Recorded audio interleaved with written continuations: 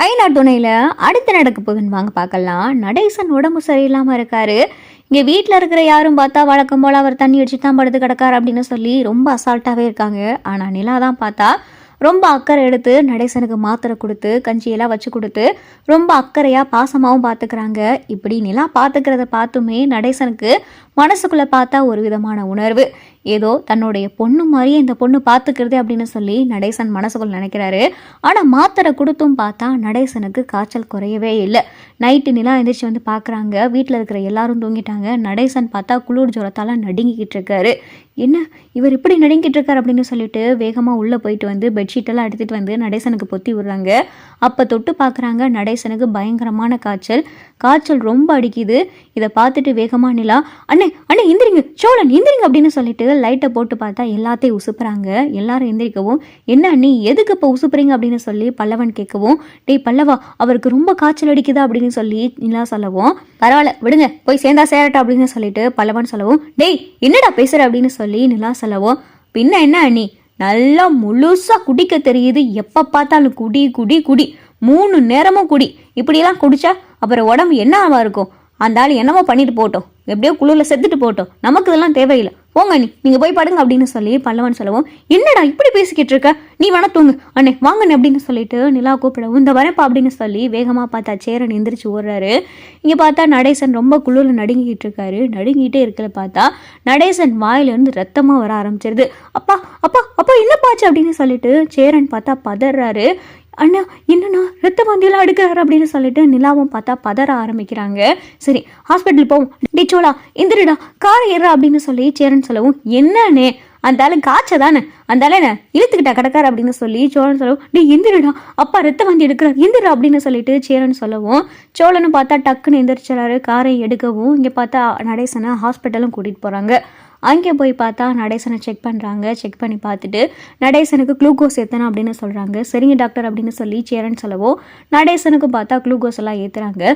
Sir ரத்த வாந்தி எடுத்தார் அப்பாவுக்கு ஒன்றும் இல்லை அப்படின்னு சொல்லி சேரன் கேட்கவும், தெரியலங்க ஸ்கேன் எடுத்து பார்க்கணும், ஸ்கேன் எடுத்து பார்த்தா தான் என்ன ஏதுன்னு தெரியும், அவருக்கு ஸ்டமக்கில் என்ன பிரச்சனை, எதனால் அவர் ரத்த வாந்தி எடுத்தார், ஸ்கேன் எடுத்து பார்த்தா தான் தெரியும் அப்படின்னு சொல்லிட்டு டாக்டர் சொல்லவும், சரிங்க டாக்டர் அப்படின்னு சொல்லி நிலாவும் சேரனும் சொல்லிடுறாங்க. அப்போ தான் சோழன், அண்ணே அந்த ஆள் என்ன ரொம்ப நல்ல உள்ளம் கொண்டவரா இல்லை ரொம்ப உடம்பா ஆரோக்கியமாக வச்சிருக்கிற ஆளா, அந்த ஆளை பற்றி உனக்கு தான் நல்லாவே தெரியுமே, நம்ம விவரம் தெரிஞ்ச நாள்லேருந்து இந்த நேரம் வரைய பார்த்துக்கிட்டு இருக்கோம், எப்போ பார்த்தாலும் குடி, ஏன் இந்த காய்ச்சலுக்கு நாள் வரைய முழுசாக நல்லா குடிச்சிருப்பாரு தான், இப்படி குடிச்சா உடம்பு என்ன நல்லா வானே இருக்கும், உள்ள என்னென்ன பார்ட்ஸ் அடி வாங்குச்சோ தெரியல, அதனால ரத்த வாந்தி வருது, அநேகமா போய் சேர்ந்துருவார்னு நினைக்கிறேன் அப்படின்னு சொல்லி சோழன் சொல்லவும், டேய் வாய் முர்ற அப்படின்னு சொல்லிட்டு சேரன் சொல்லவும், என்ன உங்களுக்கெல்லாம் கொஞ்சம் கூட அப்பான்ற ஒரு உணர்வே இல்லையா, எப்படி இப்படி பேச முடியுது உங்களால் அப்படின்னு சொல்லி நிலா கேட்கவும், ஏங்க அந்த ஆள் எங்களை படுத்தின பாட அப்படி, அதனால தான் இப்படி பேசுகிறோம் அப்படின்னு சொல்லிட்டு சோழன் சொல்லவும், நடேசனுக்கு ஸ்கேனும் எடுத்துறாங்க.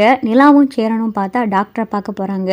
என்ன டாக்டர் என்ன ப்ராப்ளம் அப்படின்னு சொல்லி நிலா கேட்கவும், அவருடைய ஸ்டமக்கில் கட்டி மாறி இருக்குது, அது என்ன கட்டின்னு தெரியல, அது கேன்சர் கட்டியா இல்லை சாதாரண கட்டியா என்னன்னு தெரியலை, அதையும் செக் பண்ணி பார்த்தா தான் தெரியும், இப்போ நார்மலாக ஒரு ஸ்கேன் எடுத்துருக்கு, இனி அல்ட்ராசவுண்ட் சொல்லிட்டு ஸ்கேன் எடுத்து பார்த்தா தான் தெரியும், அது கேன்சர் கட்டியாக இருந்தால் ஒன்றும் பண்ண முடியாது, அவர் வயிற்றில் ஒரு கட்டி இருக்குது, அதோடைய எஃபெக்ட் தான் இந்த ரத்த வாந்தி அப்படின்னு சொல்லிட்டு டாக்டர் சொல்லவும், டாக்டர் இது ஒன்றும் பெரிய ப்ராப்ளம் இல்லையா அப்படின்னு சொல்லிட்டு நிலா கேட்கவும், தெரியல மேடம் வெயிட் பண்ணி பாருங்கள், இன்னும் 2 நாள் இவர் ஹாஸ்பிட்டலில் தான் இருக்கணும் அப்படின்னு சொல்லிட்டு டாக்டர் சொல்லவும், இன்னும் எப்படி சொல்கிறாங்க அப்படின்னு சொல்லி நிலா சொல்லவும், தெரியலையேப்பா அவர் தண்ணி அடிச்சுக்கிட்டே இருந்தார்ல, பத்தாவதுக்கு பீடி வேறு அதோட, அப்புறம் இப்படி இருந்தால் அவருடைய உடம்பு எப்படிப்பா இருக்கும் அப்படின்னு சொல்லிட்டு சேரன் சொல்லவும், சரி டாக்டர் அவருக்கு ஸ்மோக் அண்ட் ட்ரிங்க் 2 பழக்கமே இருக்குது அப்படின்னு சொல்லி நிலா சொல்லவும், அதுதான் அதனால் வந்த பிரச்சனை தான் இந்த ரத்த வாந்தி, அவர் இனிமேல் ஸ்மோக்கையும் ட்ரிங்கையும் தொட்டு கூட பார்க்கக்கூடாது, அப்படி அதையும் மீறி அவருக்கு அந்த பழக்கம் இருந்துச்சுன்னா அவரை காப்பாற்றவே முடியாது அப்படின்னு சொல்லிட்டு டாக்டர் சொல்லவும், சரிங்க டாக்டர் அப்படின்னு சொல்லிட்டு நிலா சொல்லவும், இன்னும் 2 நாள் அவர் அப்சர்வேஷனில் இங்கேயே இருக்கணும் அப்படின்னு சொல்லி டாக்டர் சொல்லவும், இங்கே சேரனும் நிலாவும் பார்த்தா சரின்னு சொல்லிட்டு சோழனை வந்து பார்க்குறாங்க. என்னென்ன என்ன சொன்னாங்க டாக்டர் அப்படின்னு சொல்லி சோழன் கேட்கவும், அப்பா வயிற்றுல கட்டி இருக்காண்டா அப்படின்னு சொல்லிட்டு சேரன் சொல்லவும், கட்டி இருக்கா என்னாச்சு அப்படின்னு சொல்லி சோழன் கேட்குறாரு. தெரியலடா, கட்டி இருக்குது, அது கேன்சர் கட்டியா இல்லை சாதாரண கட்டியான்னு அடுத்து செக் பண்ணி பார்க்கணும், இன்னும் 2 நாளைக்கு அப்பா ஹாஸ்பிட்டலில் தான் இருக்கணும்னு சொல்கிறாங்கடா அப்படின்னு சொல்லிட்டு சேரன் சொல்லவும், சரி 2 நாள் தானே, வேறு வழி இல்லை, இந்த ஆளுக்கு நம்ம பிள்ளையா பிறந்துட்டோல, இதையும் பார்த்து தான் ஆகணும் அப்படின்னு சொல்லிட்டு சோழன் சொல்கிறாரு.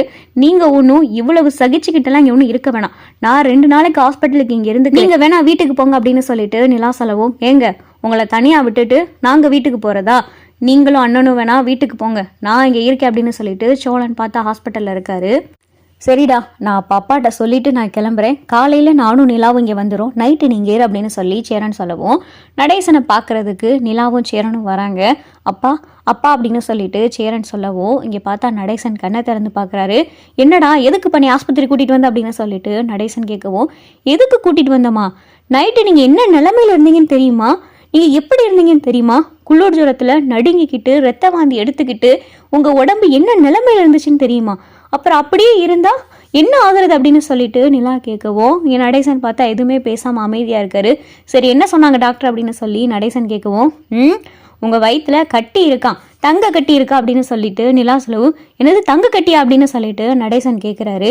பின்ன நீங்கள் குடித்த பீடிக்கும் நீங்கள் அடித்த தண்ணிக்கும் என்ன வரும், வயிற்றில் கட்டி இருக்கான், அது கேன்சர் கட்டியா இல்லை சாதாரண கட்டியா என்ன ஏதுன்னு செக் பண்ணணுமா, இன்னும் 2 நாளைக்கு ஹாஸ்பிட்டலில் தான் இருக்கணுமா, டாக்டர் சொல்லியிருக்காங்க, இன்னைக்கு நைட்டு சோழன் நீங்கள் இருப்பார், நானும் சேரன் அண்ணாவும் வீட்டுக்கு போயிட்டு காலையில் இங்கே வந்துடுவோம் அப்படின்னு சொல்லி நிலா சொல்லவும், என்னது 2 நாளைக்கு ஆஸ்பத்திரி இருக்கணுமா அப்படின்னு சொல்லி நடேசன் கேட்கவும், ஆமாம் உங்களுடைய உடம்பு நல்லாகன்னா வேறு வழியே இல்லை, ஹாஸ்பிட்டலில் தான் இருக்கணும், நானும் சேரனாவும் வீட்டுக்கு போயிட்டு வந்துடும் அப்படின்னு சொல்லி நிலா சொல்லவும், சரி சரி அப்படின்னு சொல்லிட்டு நடேசனும் சொல்லிக்கிட்டு இருக்காரு. மறுநாள் காலையில் ஆயிடுது. சேரனும் நிலாவும் பார்த்தா ஹாஸ்பிட்டல் வந்துடுறாங்க. சரிண்ணே நீ பார்த்துக்க, நான் வீட்டுக்கு கிளம்புறேன் அப்படின்னு சொல்லிட்டு சோழன் பார்த்தா வீட்டுக்கு கிளம்பிடுறாரு.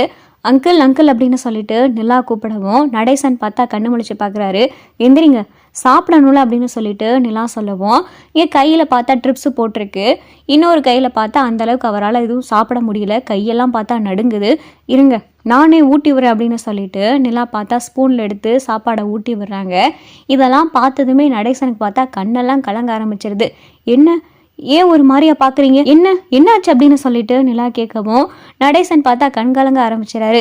எதுக்கு இப்போ கண்ணெல்லாம் கலங்குறீங்க அப்படின்னு சொல்லி நிலா கேட்கவும், நான் பெத்த 3 பிள்ளைங்க இருந்துமே பொண்ணு மாதிரி நீ என்னை கவனிச்சுக்கிற அப்படின்னு சொல்லிட்டு நடேசன் சொல்லவும், நீங்கள் உடம்பு சரியில்லாமல் இருக்கீங்க, இந்த மாதிரி நேரத்தில் எமோஷ்னல்லாம் ஆகக்கூடாது, நீங்கள் எனக்காக ஒன்று பண்ணணும்னு நினச்சிங்கன்னா தயவு செஞ்சு இந்த பீடியையும் தண்ணியையும் மட்டும் விட்டுருங்க, அதை மட்டும் நீங்கள் விட்டுட்டீங்கன்னு வைங்களேன், எனக்கு அதுவே போதும், இப்படி நீங்கள் கண்ணெல்லாம் கலங்க வேணாம், நான் உங்களுக்கு மருமகனா இன்னொரு மகன் மாதிரி தானே, அதனால் நீங்கள் உடம்பு சரியில்லாமல் நேரத்தில் நான் கவனிச்சுக்கிறதுல எந்த தப்பும் கிடையாது அப்படின்னு சொல்லி நிலா நடேசன் கிட்ட சொல்லிக்கிட்டு இருக்காங்க.